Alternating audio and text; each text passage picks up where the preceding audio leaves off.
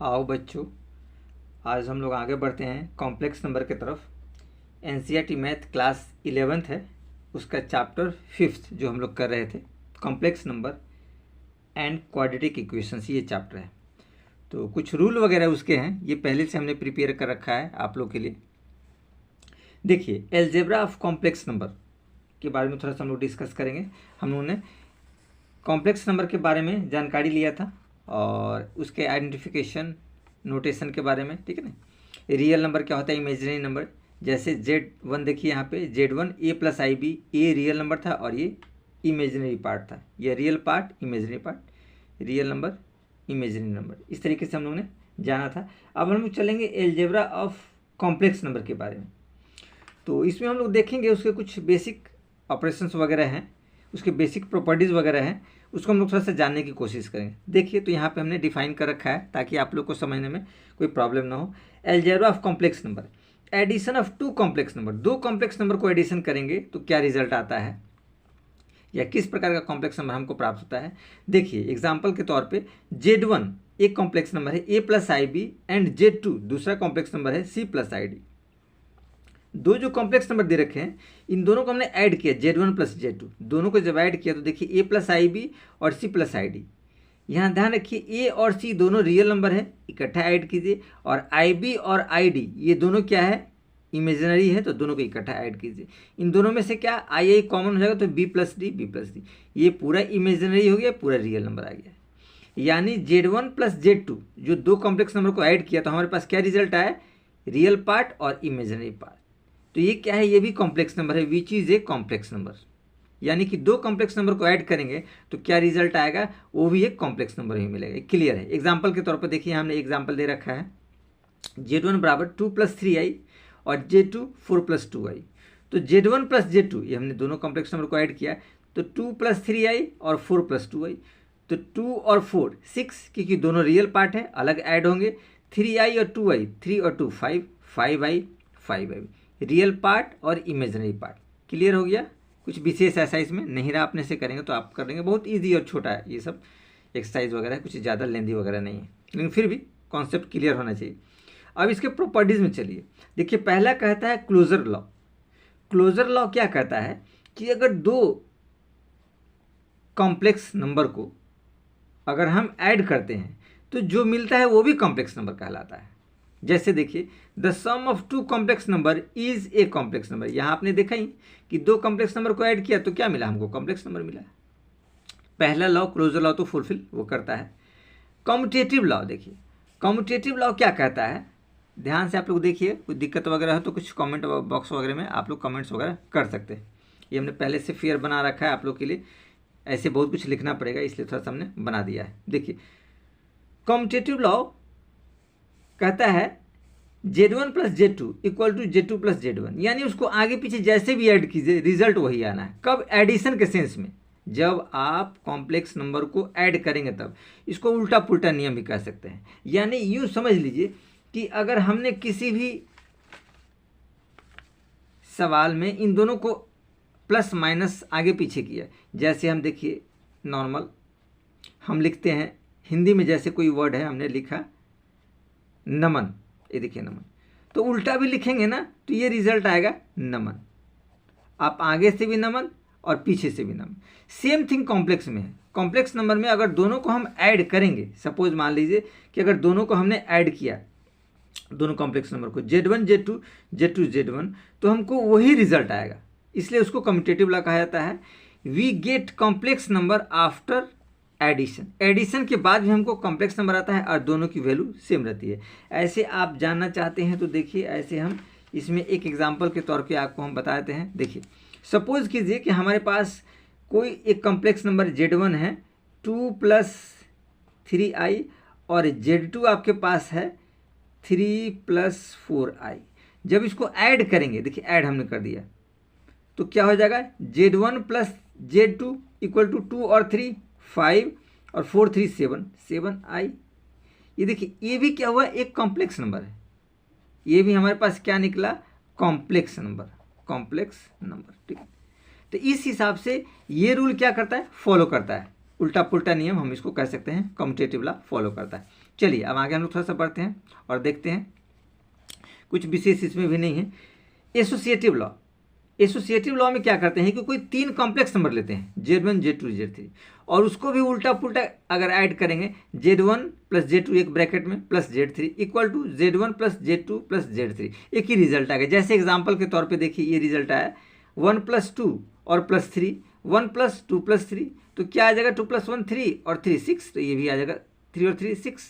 तो as it is दोनों क्या आएंगे, कॉम्प्लेक्स नंबर ही आएंगे। ऐसे आप जानना चाहते हैं तो देखिए हम एक कॉम्प्लेक्स नंबर, ये 2 कॉम्प्लेक्स नंबर तो हमने ऐड किया तो ये रिजल्ट आया। सपोज कीजिए कि इसमें एक और कॉम्प्लेक्स नंबर हम ऐड करने की कोशिश करते हैं, या यूं समझ लिए आपको हम एक दूसरा सॉर्ट आउट करके दिखाते हैं। देखिए हमारे पास एक रिजल्ट आया, सपोज कीजिए कि Z1 हमारे पास है 2 प्लस 3i और Z2 हमारे पास है 3 प्लस 2i प्लस Z3 हमारे पास है 2 प्लस 3i, ठीक है, एज इट इज, या माइनस ही मान लीजिए, कुछ भी ऐसा रिजल्ट, यहाँ माइनस हमने कर दिया क्योंकि दोनों सेम हो रहे थे इसलिए हमने माइनस कर दिया। अब रिजल्ट हमारे पास आता है Z1 plus Z2 plus Z3, देखिए क्या रिजल्ट आता है। Z1 इसको प्लस कीजिए 2 प्लस 3i प्लस Z2 इसको कीजिए 3 plus 2i, 3 plus 2i plus Z3 को कीजिए 2 प्लस 3i, ब्रैकेट लगाइए। तो हमारे पास रिजल्ट क्या आया 2 प्लस 3i प्लस 3 2 5 और 2 प्लस 3, ये देखिए सॉरी 2 माइनस 3 है तो यहाँ माइनस कीजिएगा, 2 माइनस 3 तो माइनस i। तो हमारे पास रिजल्ट क्या आएगा 2 और 5 7 और 3i माइनस आई, तो आपके पास क्या आएगा 3i माइनस आई, तो ये हो जाएगा 2i। यानी ये भी क्या रहा कॉम्प्लेक्स नंबर, ये भी आपके पास रहा कॉम्प्लेक्स नंबर। अब इसका सेकेंड रूल में हम लोग चलते हैं। अगर हम लोग एडिशन ऐसे करें Z1 प्लस Z2 को पहले एडिशन करें और प्लस Z3 को बाद में एडिशन करें, तो देखिए क्या रिजल्ट आता है 2 plus 3i, 2 plus 3i plus 3 plus 2i, 3 plus 2i, bracket में कीजिए और प्लस Z3 ये रहा 2 minus 3i, as it is, कुछ विशेष इसमें नहीं रहा। तो देखिए क्या रिजल्ट आता है 2 3 5 plus 3 2 5, 5i plus 2 minus 3i, तो आपके पास 5 2 7 और 5 में से आपके पास 3 जाएंगे तो प्लस 2i, ये भी कॉम्प्लेक्स नंबर। ये दोनों कॉम्प्लेक्स नंबर क्या रहा सेम, ये देखिए दोनों कॉम्प्लेक्स नंबर क्या रहा सेम रहा। यानी हम लोग कह सकते हैं, ये बात कह सकते हैं कि ये एसोसिएटिव लॉ को फुलफिल करता है, ठीक है ना, दोनों कंडीशन में हमारे सेम रिजल्ट आएगा। चलिए तो आगे हम लोग बढ़ते हैं, देखते हैं हमारे पास नेक्स्ट है the existence of additive inverse.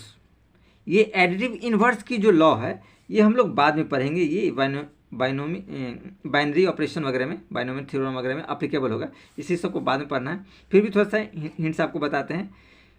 What we add to get original complex number, हम उसमें क्या ऐड करें कि हमको ओरिजिनल कॉम्प्लेक्स नंबर प्राप्त हो, तो यही आपका आता है एग्जिस्टेंस ऑफ एडिटिव आइडेंटिटीज। जैसे देखिए Z में 0 ऐड करेंगे तो Z आएगा, यानी कि किसी भी कॉम्प्लेक्स नंबर में 0 ऐड करेंगे तो वही आएगा। तो 0 ऐड करने पर वही कॉम्प्लेक्स नंबर प्राप्त होता है हमको, 0 plus I Y equal to 0। तो इस हिसाब से ये एग्जिस्टेंस कहलाता है। जैसे सपोज कीजिए कि हमने यहाँ आपको एक ऐड किया 2 प्लस 3i में हमने 0i प्लस 0i हमने ऐड किया नॉर्मल, देखिए क्या रिजल्ट आएगा 2 प्लस 3i, क्योंकि 0i की कोई वैल्यू है नहीं, ठीक है ना, हम एज इट इज़ यही कॉम्प्लेक्स नंबर लेते हैं जो हमें ओरिजिनल प्राप्त हुआ। तो ये वही कहलाता है एग्जिस्टेंस ऑफ एडिटिव इनवर्स, और कुछ विशेष इसमें नहीं है।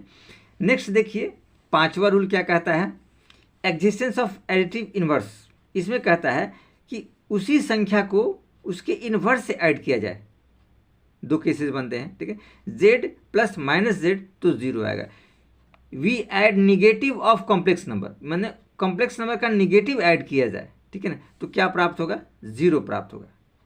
जैसे देखिए a plus I B plus minus A plus I minus B, तो दोनों पार्ट क्या हो जाएंगे, कट जाएगा, तो आपके पास रिजल्ट आएगा। अब इसका एग्जाम्पल आप देखना चाहते हैं तो इस रूप से हम लोग इसको एज इट इज़ लिख सकते हैं। जैसे हमने इसमें एक संख्या आपको ले लिया एज इट इज़, हमने ले लिया 2 + 3i और प्लस इसी का निगेटिव आप ले लीजिए तो -2 और -3i, ये ले लिया, ये निगेटिव, दोनों देखिए कॉम्प्लेक्स नंबर है। तो हमारे पास रिजल्ट क्या आएगा, 2 + 3i -2 और -3i। तो 3i 3i कैंसिल, ये कैंसिल, तो क्या आया, 0 आया। ठीक है, यानी ये कह सकते हैं कि z + -z = 0, ये कंडीशन को कहना चाह रहा है। तो एज इट इज आपको तो आया, ये वही कंडीशन से बताना चाह रहा है। देखिए आप देख सकते हैं z + -z = 0, ये कॉम्प्लेक्स नंबर है, उसी का नेगेटिव अगर कॉम्प्लेक्स नंबर लेते हैं तो हमको 0 प्राप्त होता है। तो ये प्रॉपर्टीज आपके पास था सम वाले। अब हम लोग चलते हैं थोड़ा सा डिफरेंस वाले पे। इसमें कुछ विशेष नहीं है कि आप लोग को दिक्कत है, थोड़ा सा प्रॉपर्टीज वगैरह बहुत ईजी है, थोड़ा सा कॉन्सेप्ट वगैरह आप लोग क्लियर करेंगे तो ज़्यादा बेहतर है आपको समझने के लिए। देखिए, तो difference of 2 complex number, 2 complex number के डिफरेंस में हम लोग चलते हैं। z1 दे रखा है a + ib और z2 दे रखा है c + id, ये 2 कॉम्प्लेक्स नंबर आपको दे रखे हैं। देखिए z1 - z2, तो z1 + z2, ये दोनों बराबर हम लोग कर रखे हैं। z1 - z2, z1 plus minus, ये देखिए यहाँ माइनस था, हमने यहाँ बाहर प्लस रखा, माइनस, तो प्लस माइनस माइनस ही होता है। a + ib - c - id, ये हम लोग लिख सकते हैं, ये अप्लीकेबल है, सही है। z1 - z2 ऐसे भी कर सकते हैं, z1 + -z2, ये वही कंडीशन है। तो इन दोनों को हमने क्या किया है कि a - c रियल नंबर को इकट्ठा रखा और दोनों इमेजनरी पार्ट को नहीं इकट्ठा रखा। इन दोनों में से इमेजनरी में i कॉमन है, i हमने बाहर ले लिया, तो ये रियल कहलाएगा, ये इमेजनरी पार्ट कहलाएगा। इसमें ध्यान रखिएगा, नोट करने वाली बात यह है कि नॉट अप्लीकेबल इन क्या है, कम्यूटेटिव लॉ और एसोसिएटिव लॉ में अप्लीकेबल नहीं है। यानी कि दोनों को अगर हम माइनस करेंगे दोनों कंडीशन में तो वो अप्लीकेबल नहीं। जैसे कम्यूटेटिव लॉ तो अप्लीकेबल है एडिशन के साथ, इसके साथ नहीं है। इसके साथ नहीं इसलिए है कि आप देख सकते हैं यहाँ हमने एक माइनस का रखा है आपको समझने के लिए, तो आपको पता चलेगा कि माइनस एक्चुअल में करेक्ट रिजल्ट नहीं देता है। देखिए हम यहाँ आपको कुछ सॉर्ट आउट कर रहे हैं। देखिए 2 + 3i और 4 + 2i, ये 2 कॉम्प्लेक्स नंबर हमने लिया है, तो z1 - z2 कहते हैं, क्योंकि हम लोग क्या डिफरेंस पर हैं, ध्यान रखिएगा। तो z1 - z2, 2 + 3i, 2 + 3i -4 - 2i दे रखा है, तो 2 में से 4 जाएगा तो -2, 3 में से 2i तो +i। z2 - z1, देखिए z1 - z2 था, अब करते हैं z2 - z1, z2 - z1, यानी दूसरे कॉम्प्लेक्स नंबर में से पहले घटाते हैं, तो दूसरे वाले को पहले लिखेंगे 4 + 2i, 4 + 2i -2 -3i, तो 4 में से 2 गया तो 2 बचेगा, 2 में से 3 जाएगा तो -i। ये देखिए दोनों का रिजल्ट सेम नहीं है।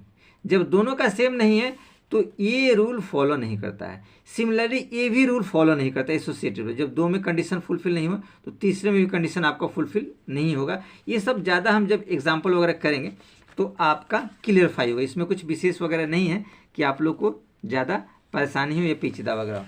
चलिए तो अगले रूल की तरफ थोड़ा सा हम लोग बढ़ते हैं और देखते हैं कि अगला रूल क्या कहता है। ये भी ईजी है, कुछ विशेष ऐसा नहीं है। थोड़ा रूल हम लोग आज थोड़ा सा करते हैं कि आप लोग को समझने में आसानी रहेगा। देखिए मल्टीप्लीकेशंस ऑफ 2 कॉम्प्लेक्स नंबर, अगर 2 कॉम्प्लेक्स नंबर को अगर मल्टीप्लाई किया जाए तो फिर क्या रिजल्ट आता है। देखिए z1 a + ib पहला कॉम्प्लेक्स नंबर है, दूसरा कॉम्प्लेक्स नंबर है z2 c + id। ठीक है, देखिए दोनों को हम लोग मल्टीप्लाई करते हैं, z1 × z2, a + ib × c + id। ध्यान से देखिए, a को c से करेंगे तो ac हो गया, a को id से करेंगे तो iad हो गया। अब देखो ib को c से करेंगे तो BCI, देखिए IBC, और IB को D से करेंगे तो IA² और BD I² BD।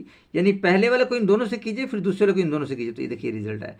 अब इसमें देखिए जो हमारे पास ये दोनों पार्ट्स आएंगे ये रियल पार्ट आ जाएंगे, क्योंकि IA² क्या हो जाएगा 1 में कन्वर्ट हो जाएगा। ये देखिए AC हमने लिख दिया। I² क्या होता है -1 होता है, तो -1 को BD से करेंगे तो -BD हो जाएगा, और ये I दोनों में कॉमन है तो I कॉमन लेंगे तो AD + BC, तो AD + BC। यानी ये जो रिजल्ट निकला ये ऑल्सो ए कॉम्प्लेक्स नंबर है। देखिए ये क्या रहा है रियल और ये रहा इमेजिनरी, तो we get also a complex number which is a + ib form, जो कि इस वाले फॉर्मेट में है। तो इसलिए हमें कोई दिक्कत नहीं है, ये रूल अप्लीकेबल है। ये हम लोग अप्लीकेबल कर सकते हैं मल्टीप्लिकेशन प्रोसेस है। अब देखिए इसके कुछ प्रॉपर्टीज़ वगैरह की तरफ थोड़ा सा बढ़ते हैं तो आपको ज़्यादा समझ में आएगा। प्रॉपर्टीज़ 1 देखिए, क्लोजर लॉ क्या कहता है, ठीक है ना। क्लोजर लॉ में किस तरह से एप्लीकेबल है।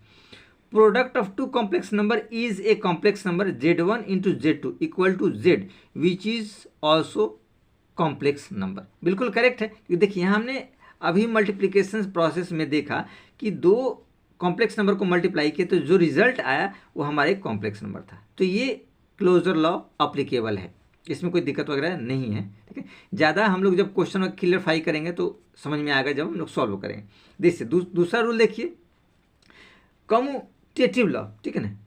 कम्यूटेटिव लॉ क्या कहता है, for any two complex number, दो कॉम्प्लेक्स नंबर के लिए Z1 इंटू Z2 दोनों को मल्टीप्लाई करें तो Z2 इंटू Z1, ये भी करेक्ट है, इसमें कुछ विशेष नहीं है। दोनों को आप मल्टीप्लाई करेंगे तो उल्टा सीधे कुछ भी कीजिए तो आपको रिजल्ट वही आएगा।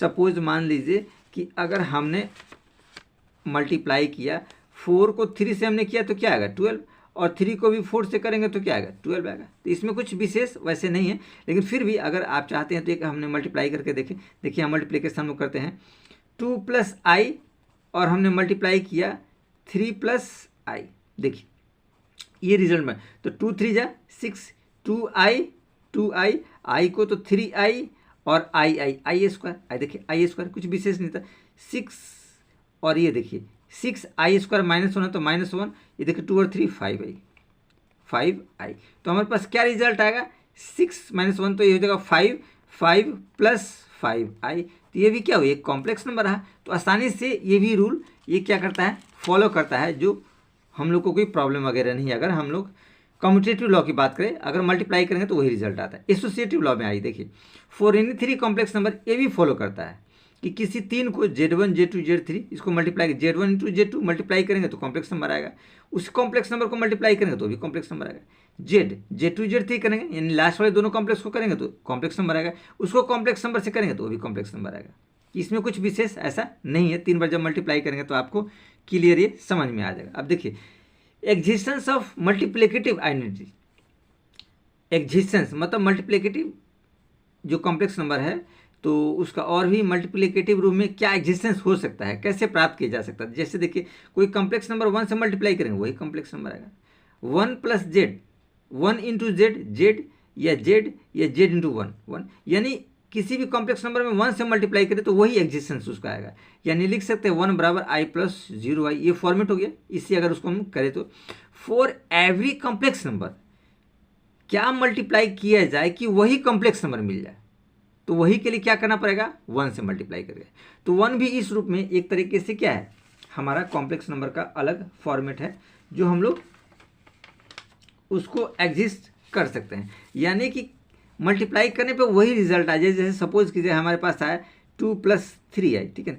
अब इसको हम लोग अगर मल्टीप्लाई करेंगे 1 प्लस 0 आइटा से तो क्या आएगा, ये देखिए 0 आइटा की तो कोई वैल्यू नहीं है, 1 है, तो 1 को इसी से मल्टीप्लाई करेंगे तो क्या आएगा 2 प्लस 3i, क्योंकि 0 आइटा जहाँ जहाँ जाएगा उसको 0 करेगा, तो यही वही फॉर्मेट हुआ। यानी हम लोग लिख सकते हैं कि Z कॉम्प्लेक्स नंबर उसको 1 से मल्टीप्लाई करेंगे तो Z आएगा, या फिर 1 इंटू Z करेंगे तो अभी Z आएगा। तो ये अप्लीकेबल है, ठीक है ना। इस हिसाब से हम लोग उसको कह सकते हैं, समझ सकते हैं, कुछ विशेष ऐसा नहीं है, ठीक है। अब अगले इसके प्रॉपर्टीज़ में थोड़ा सा हम लोग बढ़ते हैं और देखते हैं कि अगला प्रॉपर्टीज़ क्या कहता है।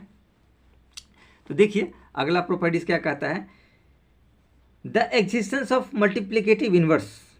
मल्टीप्लिकेटिव इनवर्स क्या होता है, उसका रेसिप्रोकल, उसको मल्टीप्लिकेटिव इनवर्स कहा जाता है, ठीक है। तो देखिए Z कोई कॉम्प्लेक्स नंबर है और उसका रेसिप्रोकल देखिए 1/Z, तो Z क्रॉस कर जाएंगे तो 1 बचेगा, या 1/Z इंटू Z 1, ठीक है। ध्यान रखिएगा for every non zero complex number, non zero के लिए, क्योंकि जीरो वाले के लिए अप्लीकेबल नहीं होगा, ध्यान रखिएगा।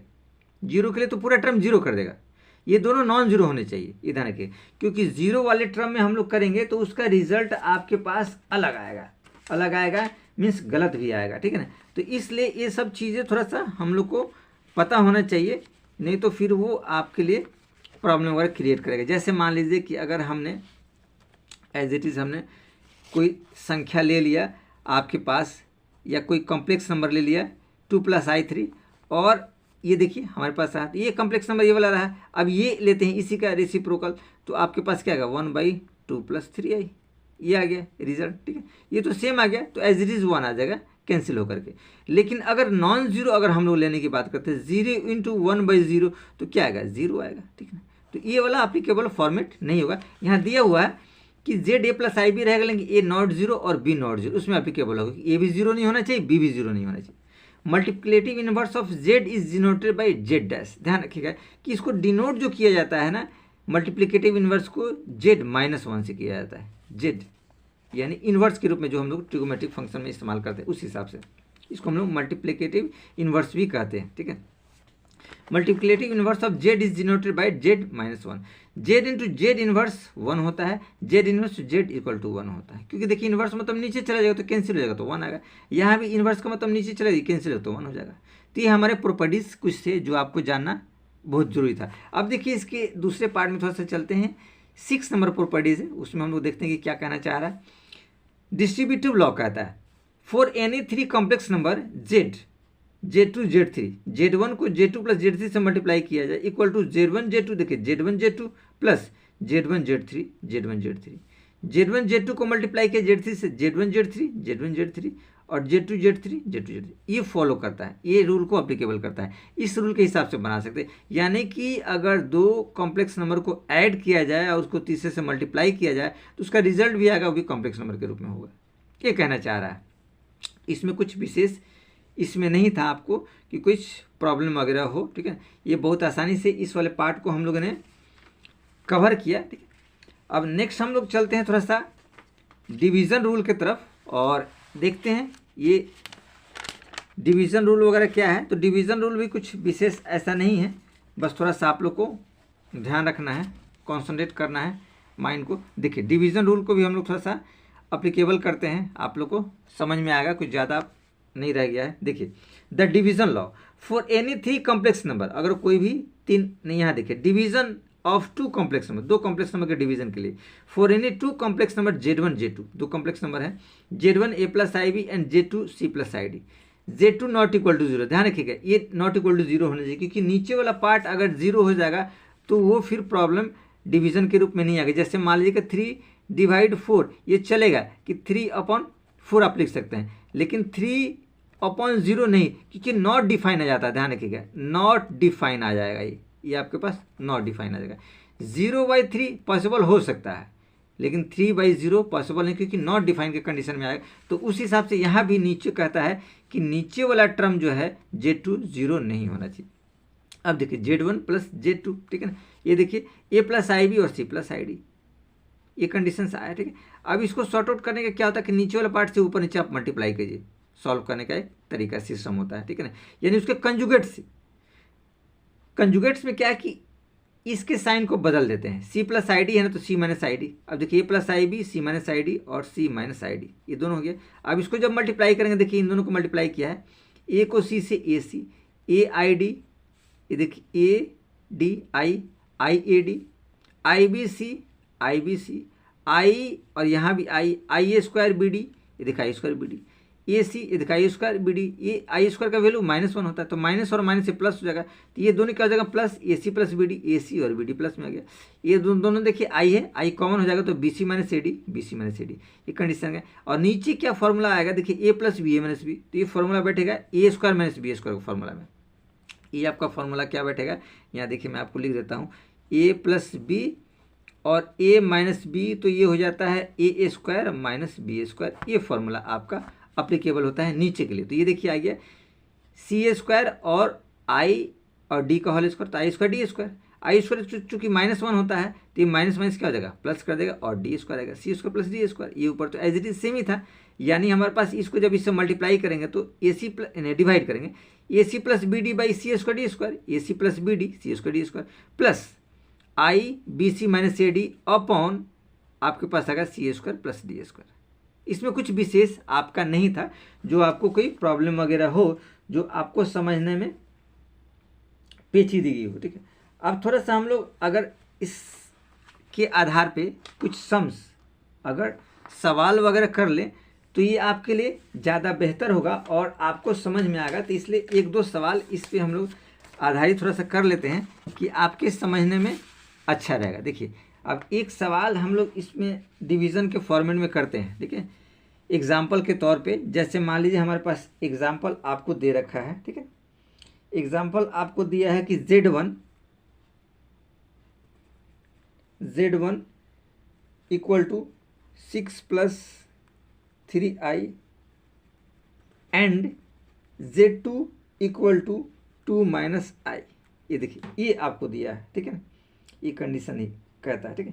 तो डिवीजन फॉर्मेट में क्या हो जाएगा, आपके पास आएगा Z1/Z2, ये रिजल्ट आएगा। यानी हम लोग लिख सकते हैं इसको 6 + 3i और अपॉन में 2 - i, ये कंडीशंस आ गया।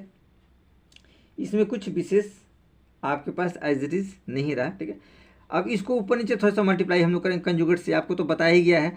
तो 6 + 3i 2 - i मल्टीप्लाई 2 + i और यहाँ 2 + i।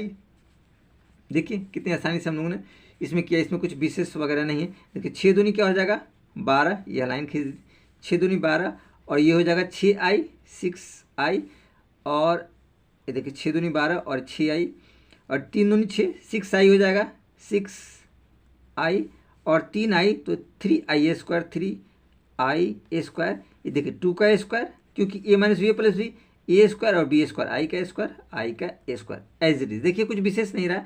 अब इसको यहाँ सॉर्ट आउट करते हैं। देखिए 12 तो एज इट इज आप यहाँ लिख दीजिए, प्लस 6 और 6 6i 6i तो ये हो जाएगा 12i और i² दिया है, तो यानी कि -3 और -1 तो आपके पास क्या हो जाएगा -3 आ जाएगा रिजल्ट।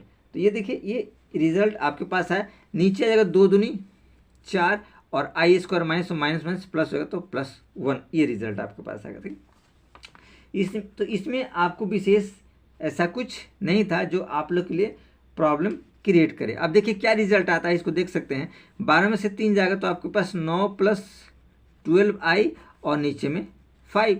तो इसको एज इट इज ऐसा रिजल्ट लिख सकते हैं कि 1/5 और ब्रैकेट में आप लिख दीजिए 9 + 12i। तो ये डिवीज़न का फॉर्मेट में हमने एक सवाल आपको बना दिया कि इसको हमको क्या करना है, डिवाइड के फॉर्मेट में करना था। डिवीज़न के फॉर्मेट में हम लोगों ने इसको बनाया, जो कुछ विशेष वैसा नहीं था जो आप लोग के लिए प्रॉब्लम क्रिएट हो।